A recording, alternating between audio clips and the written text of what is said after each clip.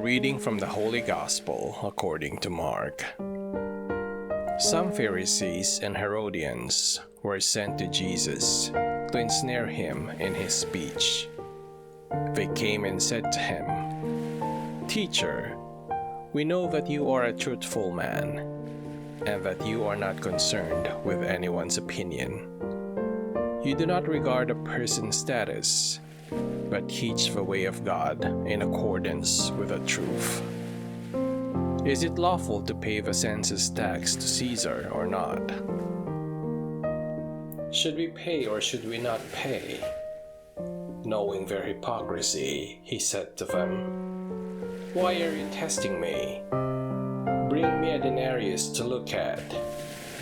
They brought one to him, and he said to them, "Whose image and inscription is this?" They replied to him, "Caesar's." So Jesus said to them, "Repay to Caesar what belongs to Caesar, and to God what belongs to God." They were utterly amazed at him. The Gospel of the Lord.